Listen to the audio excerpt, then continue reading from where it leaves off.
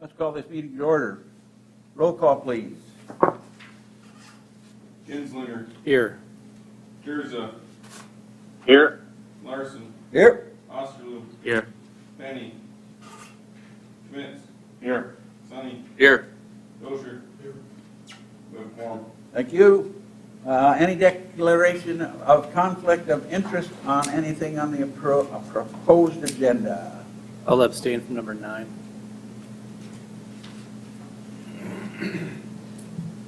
All right, so noted. The agenda has been provided in the packet of information that has been given to us. Any additions or corrections? If not, we are in order for a move to approve. Move to approve. Second. Moved and seconded that the agenda be approved as presented. Discussion on the motion. Hearing none, I assume you're ready to vote. Mark, your turn. Kinslinger. Yep. Jerza. Yes. Osterloo. Yes. Schmitz. Yes. Sonny. Yes. Larson. Yes. Motion carried. Minutes of the previous meeting have been also provided in the packet of information. Any additions or corrections?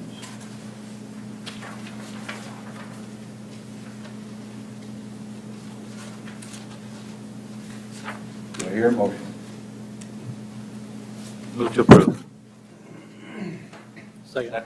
Yours. Okay. And we have 3 seconds, so Yeah, take give your it- choice, Mark. Yep. Yeah. All right, Mark, it's your turn to roll call again, please. Osterloo. Yes. Schmitz. Yes. Sonny. Yes. Kinslinger. Yes. Jerza. Yes. Larson. Yep. Motion carried. The next meeting is scheduled for the 23rd of January. Set the date. Second. Moved and seconded that the date be set. Discussion on the motion. Hearing none, I assume you're ready to vote. Mark, your turn again. Schmitz. Yes. Sonny. Yes. Kinslinger. Yes. Jerza. Yes. Osterloo. Yes. Larson. Yep. Motion carried. All right, the next item on the agenda is a plat of lots AA and AB, a subdivision of Lot A of Prairie View subdivision in the northeast quarter of Section 16, T103 North, Range 60 West of the 5th parallel meridian, City of Mitchell, Davidson County, South Dakota, as requested by DT Builders LLC and Morgan Thieler LLP. I thought I saw something about this in the minutes. You did. There was some legal stuff on here that had to be changed before it could be recorded at the Register of Deeds. So because the legal has changed to include now City of Mitchell, Davidson County, South Dakota, we have to rerun it through Planning Commission and City Council because it's a different resolution from what was already passed. Move to Nothing approve. else has changed for that. It has been moved and seconded that we approve the plat as presented. Is there discussion on that motion? Hearing none. Mark, it's your turn again. Sonny. Yes. Kinslinger. Yes. Jerza. Yes. Osterloo. Yes. Schmitz. Yes. Larson. Yep. Motion carried.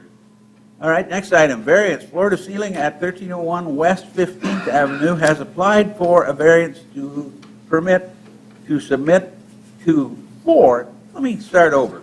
Floor to ceiling has applied for a variance permit for minimum setback of an off-site sign setback from a public park of 250 feet versus a 300, and minimum setback from right-of-way of 0 feet versus 10 feet located at 1301 West 15th Avenue, legally described as Lot 1, Block 1, Westwood First Edition, a subdivision of the west one-half of Section 16, T103 North, Range 60 West of the 5th parallel meridian, City of Mitchell, South Davidson County, South Dakota.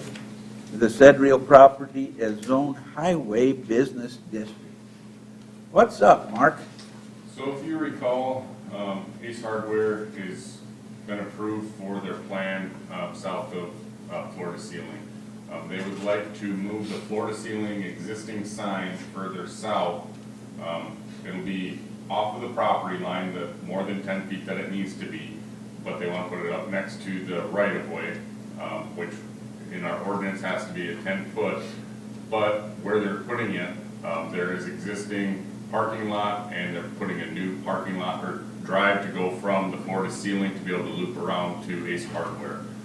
If they push it back to 10 feet, the sign will be overhanging onto that parking area or that drive area, so it'd be a hazard for that.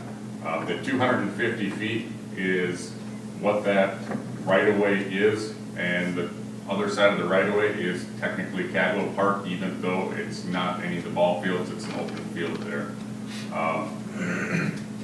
If they leave their existing sign there, it'd be fine, and then they'd have to put a different sign up on their new location, so they just want to have one sign that looks like it's for both of them. They'll have Ace Hardware up on the top, floor to ceiling at the bottom, and then this third one down will be actually a reader sign, so that they can have deals and things like that on it, and then it'll be able to do for floor to ceiling and for Ace Hardware. I talked to DOT. They don't have any issues with it being a 0-foot setback, because they don't have any setbacks that it has to be from the right of way, it just can't be in the right of way. I can answer any more questions, the applicant's here if you have any questions for them as well. I did get one letter back from Larry Development Corp., which is to the north there, they were in support of it. Discussion. How many feet is it difference between the old sign and the new one? It's probably about 75 to 100 feet from the old one to the new one. The old one could actually maybe be in the right of way to begin with without actually going and looking at pins. So this would actually probably be the correct location compared to what the old one was.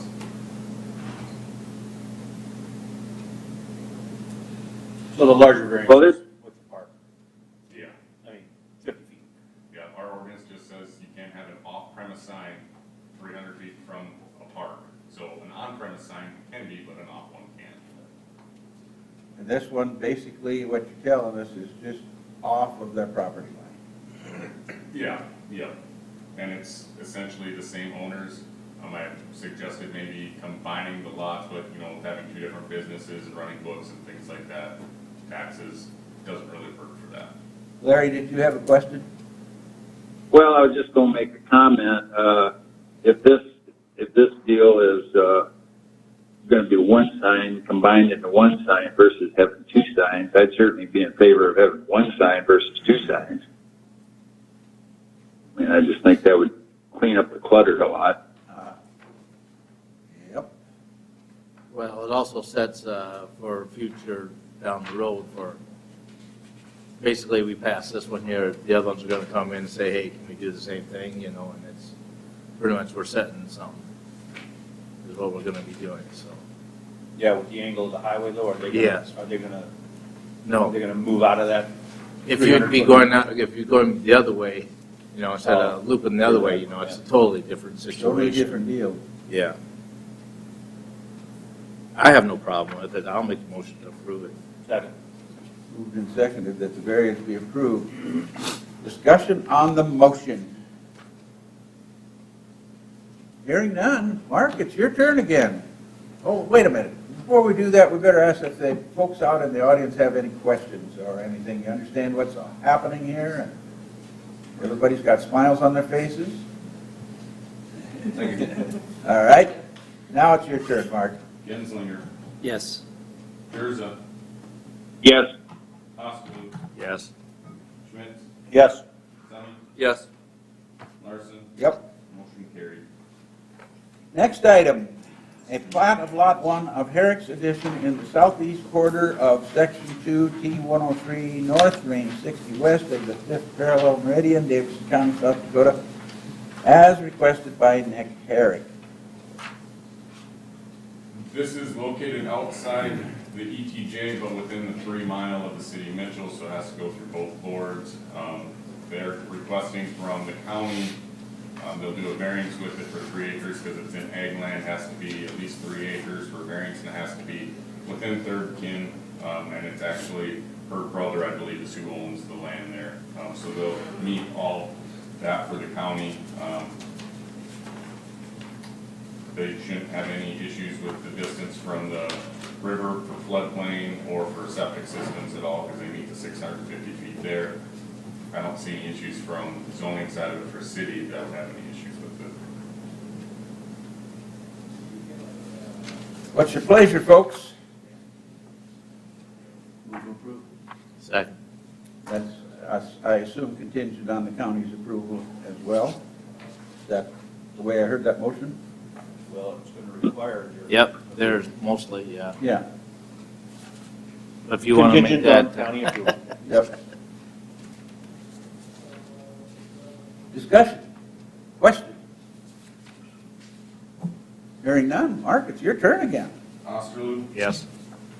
Schmitz, Yes. Sonny, Yes. Genslinger, Abstain. Jerza, Yes. Larson, Yep, motion carried. thank you. So for future reference, Mark, does it require both authorities to approve, or? Yes, it does require both authorities to approve it. We oftentimes see it after the county's got it Yeah. in there. The county would have heard this one already, but due to the snowstorms, they didn't have it. So they bumped it back, they'll hear it tomorrow, and then commission will hear it the following week. Okay. But just to make, in my opinion anyway, just make sure, once we're the first guys coming, we need to have that But caveat. if you approve it and the county doesn't approve it, it doesn't matter though, because they can't file the plat. Yeah. They have to have all the signatures on it no matter what. So if you approve it, they don't, or they approve it, you don't, they can never refile. Okay. Comprehensive plan discussion. Eric, I'll bet that's why you're here. I'll just give a brief background quick. Comprehensive plan is what sets up our zoning ordinance. You have to have a comprehensive plan by state law to have zoning ordinance. It's supposed to be done every 20 years. I believe actually the city's was done back in 95 was the last one that was done. In 2018, we required permission from the county, the city of Ethan, city of Mount Vernon to begin on it in 19. Started in 19, COVID hit, put a shutdown to everything. Started working on it again in about 2021, and we decided we should hold off with producing the final document because what happens in 2020, we do the census. So why approve something that's already going to have wrong numbers? So we decided to wait till we got the census numbers so we have the current data and have that in here to move forward. So this will technically be the City of Mitchell, Davidson County, the Town of Ethan, Town of Mount Vernon comprehensive plan from 2021 to 24. Eric from District 3 will go through everything with it. Yes, so if we can open our draft books to page 1, you can read along with me. We have a long ways to go, so strap in. No, just make this fairly brief. This is not an official public hearing, for the Planning Commission to recommend adopting the comprehensive plan. That will come at a little later date. But what I wanted to do by coming here today was just kind of give you kind of a briefing on how we got here in terms of the things that you see in the plan. Mark did a good job of kind of the process that we've been through and why we have to do it. But I was just going to give some highlights here on how we got to this point, and then we'll kind of just lay out a real brief schedule or timeline or outline on what we want to do going forward. So. First thing we want to talk about is the numbers, and like Mark mentioned, the census for 2020 did come out 2021, and it's still releasing more updated tables and so forth. But that gave us a good idea of where our towns and the county have changed their population and what does that look like. So as a planner, population change is one of the main drivers for looking at future growth, future population, and also housing units, plus employment, we want to look at employment changes and see what, what does that look like? Because that also is a driver for, looking at setting aside land for manufacturing purposes or offices, those kind of things. So it allowed us to take a look at the mechanics of change in the Mitchell area and Davison County. One of the tables in the chapter on population showed some different projections. Projections are tough to do. It's not an exact science. There's an art to it too. But one of the chapters or the tables talk about analyzing past growth or past trends. And what we looked at, like since 1960, the population of Davison County had grown by about 0.3% per year. In the planning world, manageable growth is considered to be anything or any rate of change that's less than 2%. When you get beyond or more than a 2% growth rate on an annual basis, you begin to see difficulties with keeping up with infrastructure and services and so forth. But for the purposes of making projections, we looked at that annual growth rate of 0.3% per year and projected that out over the next 20 years. And basically that ends up being just under like 22,000 people for the county. And you can kind of break out the various populations for Mitchell, Ethan, and Mount Vernon, based on the share of the county's population. And so, Mitchell could easily, be looking at 17,000 or 15 to 17,000 people in the next 20 years. And then the idea is how do you then plan for where to house them, where are they going to work, those kind of things. So that was the biggest driver of the decision, the decision that we made here. I'm just going to skip over a lot of process here, but when we get to the land use planning phase of the plan, now we need to combine all of those projections and start looking at the land that we have to work with. And so, yeah, like the map that Mark has up on the screen, that's a. Do you have the one that's the county concept? That one, yeah, there we go. So that's what I've got here. So what we did here is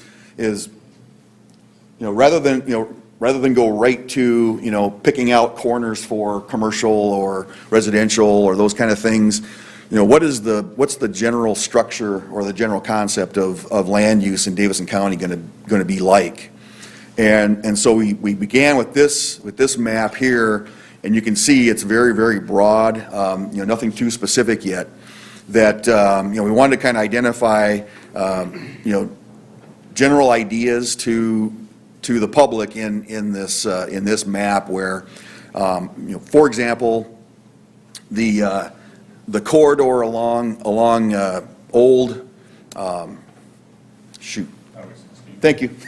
It's been a while since I've been back here. That has a potential for the growth in employment, especially when you have the Betts Road interchange there, the rail line being kind of reactivated. There's definitely potential for economic development to happen along that corridor and the I-90 corridor.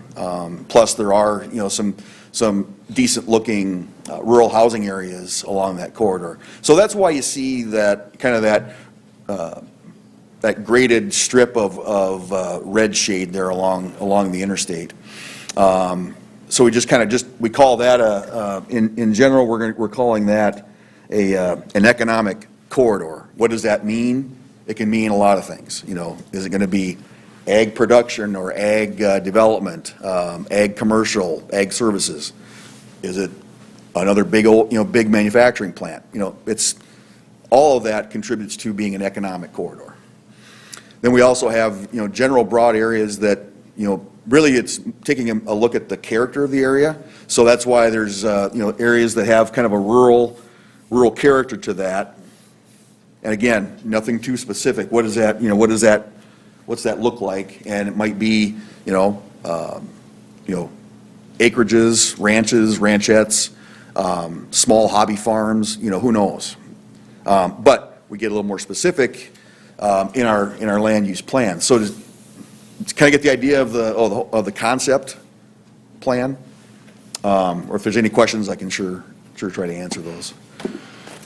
But then we get to the more specific plan, which is the land use plan, and this is what Mark and Jeff at the county will be using to help, either make changes to their zoning ordinance or, even kind of compare big proposals to, what we've decided as being the future ideas for Davison County. So we're getting a little more detailed now about what land uses might fit or be good for different areas of the community. And so now this map here just focuses primarily on the Mitchell area. We've got, I don't know if you can see it really well, we have the existing town boundaries, plus the ETJ boundary on that map. And that kind of just shows you where different land uses are going to be, well contained inside the ETJ. Also where there may be some pressure on that ETJ or, spilling outside of that area. I don't know if did I give you the most recent one there, Mark? Because this one looks different than yours, doesn't it?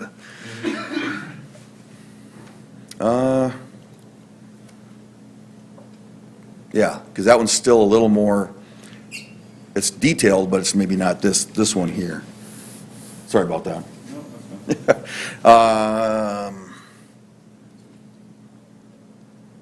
No, that's the land use concept. Here are the 6 that you sent. Oh, is the future one way on the right?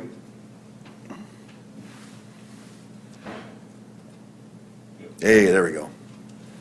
Okay, and I zoomed this one out just a little bit more for today, but so now we get to see some of the concepts in practice with for example towards the left of the map or on the west side there, all of that was showing potential for growth, and so what do we want to look at doing as a general guide for growth? And so that darker shade of yellow, is showing a general kind of lower density residential land use pattern. And as you get towards the intersection of that road, is that 7th Street going way out there? Yeah, right there. Oh, sorry, 8th. Yeah, so that might be the location for maybe a neighborhood commercial or neighborhood type of service center, with a convenience store, gas station, or sandwich place, whatever, coffee shop, and then right around that would be maybe some multifamily housing or a little higher density housing for people that may be working down the street in that area along the railroad. And we kind of did that pattern of kind of the neighborhood service center about every mile on the roads there. But you kind of see where that pressure is going in this map here. I'm going to back up just one second. Another thing that helped us produce these maps here is throughout the document, in terms of housing, education, and employment, we also looked at or analyzed some growth areas, and those are made up of about a section, the size of a section, and they're all looked at as when would they be programmed for development? The timing and location of growth should hopefully kind of be interchangeable with this land use plan here. So what you're seeing on the map there is maybe the 20-year end game for land use in the area. Plus, again, this is not this isn't an ordinance, or it's not these aren't land use regulations. They are merely a guide. So you see a lot of future residential land and even rural residential land that probably would more than accommodate any kind of growth that would happen in the area. Okay, so would this map be completely filled out or built out by 2040? Most likely not. But for us, the road map is there, and so hopefully it would be easier to update a plan, say 10 years from now, and make those changes.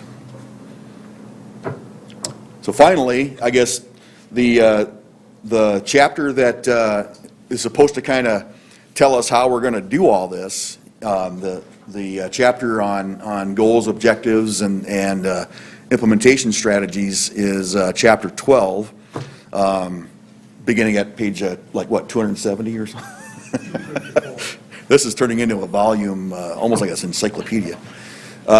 So we didn't get real original, I guess you'd say, on goals and objectives for the city of Mitchell itself.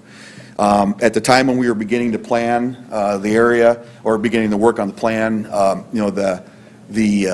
that consultant was working on the Mitchell Forward 2040 vision, and in that document there are a lot of good things to look at, or maybe a lot of good goals to look towards achieving. And so as of right now, that's kind of you might say the working set of goals and objectives for Mitchell.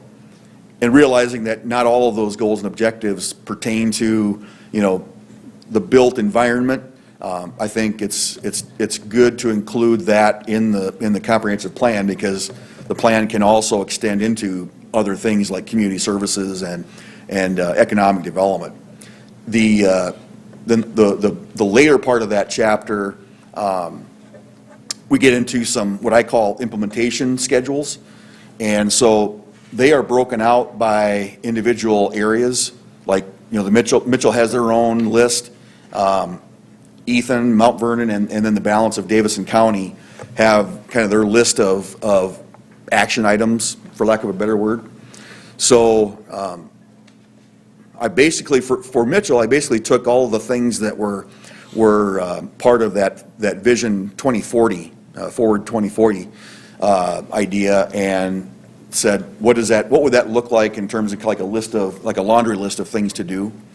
So that's what you have in that table there, and I broke that out by, is it just an action that you take, a policy that you might implement, or is it like an actual capital improvement? So the thing I left off of these tables, and a lot of times you want to put in like who's going to do this or who is responsible for that action item, and that that's best to just leave that off. I mean, in the old days we would just say, the city needs to do all of this, and it'd be, the city should do this or the city should do that. Well, that's not necessarily how you make a comprehensive plan work. You need to bring in a lot of partners and a lot of other entities to the table. So it could be any of those things. Could be public-private partnerships, or even say like Mitchell Area Development, or the Mitchell Housing Group that's kind of being revitalized. So it's kind of an open book right there. Other than that, I can't think of anything really. I mean, just like kind of trying to hit the highlights. Question: is there any place in there that you talked about the potential of the city of Mitchell and the county setting new extraterritorial jurisdiction for the city? I know there was a question posed here a few weeks ago from Jeff at the county, and so we responded to the question, but that was after we'd had this. But that's definitely something we can put in the list of the laundry list, so to speak. Yeah, really, the exact boundary of where the city of Mitchell is or the ETJ isn't as important as what are we thinking that that land will be used for. That's the whole thing, because we, as this group, is going to have to do some thinking on where we think things should be, too. Yep. And if it's going to require the county to cooperate with us as far as extending our extraterritorial, then they need to be aware, and so do we, that may have to happen, whether it's liked or not. Yep, yep. We've So- been in discussion with the county about what we're gonna do with the ETJ. We actually are on two different ideas of how it's gonna go forward. Okay, So there's discussions for it already. all right. And Important. one thing to note, and, you know, for those of you that maybe were not on the commission when we started this, we noted that, you know, for our agency, Planning and Development District 3, we've never done a comprehensive plan like this before. It is a truly collaboration of, you know, the county, the city of Mitchell, and Ethan and Mount Vernon, thank you. See, I need to get back here more often. And the other thing too, that, and I'm talking about this from history, setting on this commission. Make sure you are coordinating and talking with the folks to the east of us as a county, because that could become very important down the road too. Yeah, we could, well, at the rate of growth that we've been at, which, as you all know, we're the slowest in the state among like-sized communities. And so we need to have this document to prove that we can expand and how we're gonna do it, and then that helps our ordinance to be able to do that. And But where yeah, we're going. Yeah, we could go into Hanson County. I mean, there's Shanard Road that got all that development up there. You've got more off of, is it River Bluff, that Yeah. development in Hanson County. I mean, we could keep expanding into Hanson County, and do we ever get annexed then in? I don't know, it'd probably be pretty tough to go across the river for city services, but, I mean, they're part of our area. You look at any development that wants to come here, everybody always says we want a Buffalo Wild Wings. Well, we don't have enough population here for it because we're only 15,560 people. Well, actually, when you look at Mitchell as a regional hub, it's 50,000 people. But the corporations don't understand that, and that's where some of this helps us to prove we've got all this extra area around here for that. Yeah. And Hanson County, actually, when you look at, and we analyze a lot of the, you know, the census data, all the things that, you know, put a county above the rest, you know, all the metrics that, you know, median household income, you know, growth in the, you know, in children and, or number of children, those kind of things. Hanson County is kind of the leader in our region as far as, yeah, putting those numbers up. And we take all of our other subcommittees that we have, we're doing the transportation plan right now, that goes into this, the school, you know, their projections for what they're gonna have, that goes into all this, and this just becomes the general playbook essentially for City of Mitchell and also Davidson County. The blueprint that's not set in concrete. Correct. That's a good way to put it. And we have, in the fall, I did talk with, we had a meeting very similar to this with the town of Ethan and the city of Mount Vernon. And so they've kind of put their 2 cents in, and they like where they're at as far as the plan. And so I guess going forward from here, you know, with the exception of a few minor, you know, details to iron out, or, you know, some additions, we would come back to the planning commission here in Mitchell to do a public hearing, and then you would recommend the comprehensive plan to your city council for adoption, and then they'll have a city council public hearing, and they'll officially adopt it there. So the same thing will happen with the county. And actually, I'm coming up next Tuesday to go visit with the county planning commission and do the same thing like I did here today. So they're going to be recommending their the plan to the commission at a future date as well. But I like your idea, or like what you said, Jay, about, might not be bad, like if maybe before we do all of the, the formal public hearing processes, maybe get county and city together and make sure that, we are agreeing on land uses in the same, out in the area.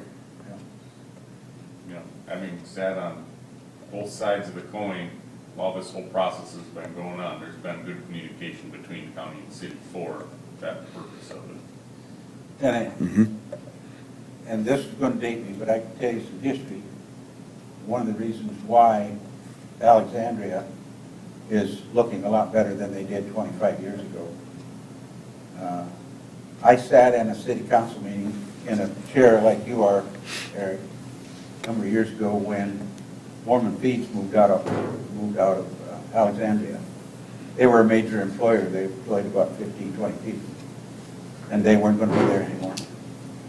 And the city council was debating whether they should proceed to try to get another business coming or what.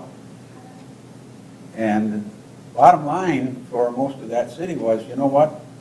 Let's get our infrastructure in shape here. Let's do water, sewer, let's do our school, and let's become a bedroom. And since that, 30 years ago discussion, I never will forget it. Take a look at where they're at. They are a nice bedroom. And their water rates and sewer rates are reasonable simply because 30 years ago they set about upgrading everything that they could get their little fingers into. And it has paid off for them. It took a while. Those rates are about ready to go through the roof. No, just kidding.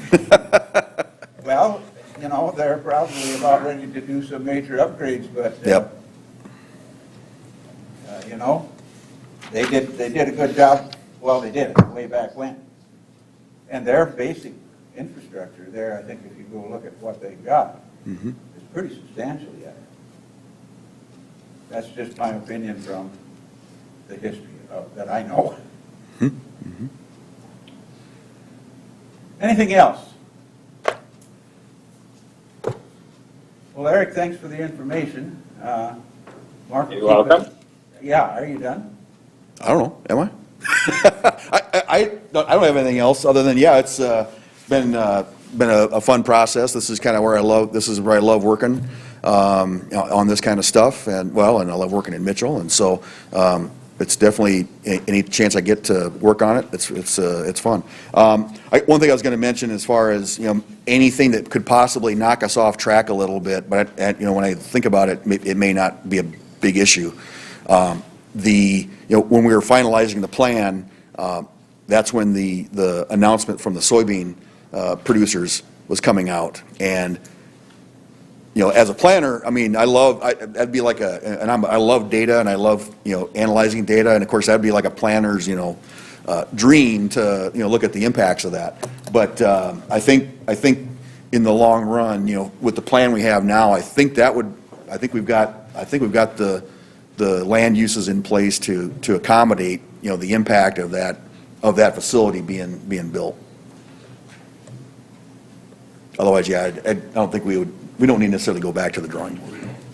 Any of you guys got any questions for him? We're starting on up more of the journey. So read through it, and we'll have a quiz on Wednesday, and I don't know, I never imagined it was going to get to be, almost 70 days. Yeah. But, like you said, it's Davidson County, it's the city of Mitchell, it's Ethan, it's Mount Vernon. And you're looking at all of the different options that might be available to everybody. Yep. So, Great. thanks, Eric. Yeah. Anybody else got anything to come before this body at this time? If not, public input. If you need to address the board on an item that was not on the agenda, excluding personnel items, please come forward to the podium, state your name and your concern. Presentations are limited to 3 minutes. Items will be considered, but no action will be taken at this time. Seeing no one is coming forward, we are adjourned.